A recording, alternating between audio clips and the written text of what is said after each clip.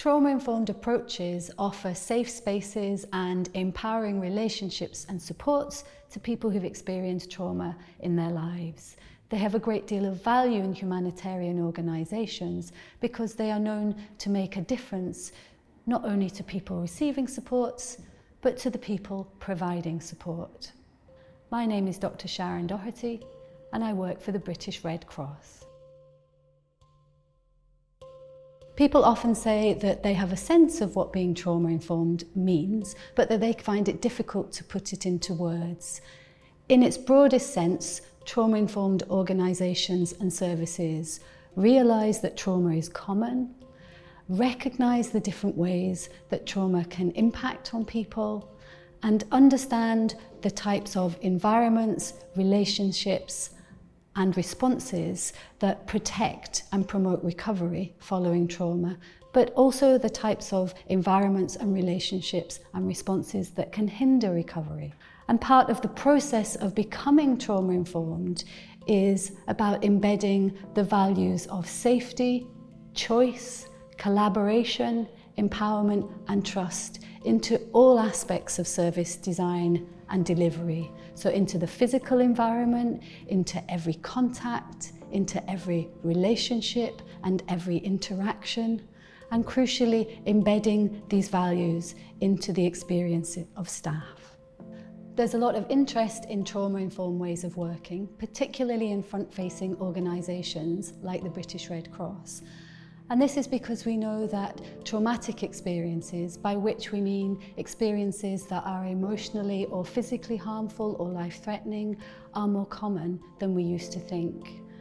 And whilst this is sobering, thankfully we also know that where organisations adopt trauma-informed ways of working, that people who have experienced trauma in their lives do better. So for example, we know that people engage better with services that are trauma-informed and that people experience more stability in their lives and have better mental health outcomes when the services and systems around them are trauma-informed.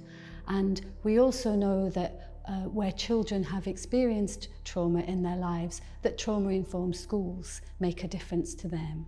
A really good way of working out which parts of your service are already trauma-informed and which parts you would like to strengthen or change is to walk through your service as though in the shoes of someone who has experienced trauma in their lives.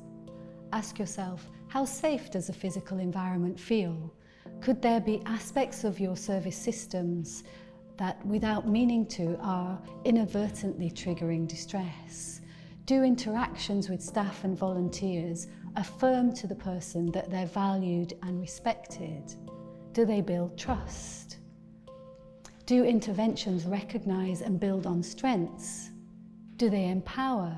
So examples of this in the British Red Cross could be involving beneficiaries in designing the spaces they use. It could be ensuring that people have access to private places to have private conversations. It could be asking people about their strengths as well as their difficulties. And it could be setting up your service systems so that people don't have to tell and retell their story if they don't want to. Many of the ideas and principles which underpin trauma-informed ways of working are already central to the British Red Cross vision. We recruit people with a strong value base. We empower people who use our services to design new initiatives and to contribute to policy. We have a strong learning culture. We offer supervision and provide opportunities for reflective practice through our own psychosocial and mental health team.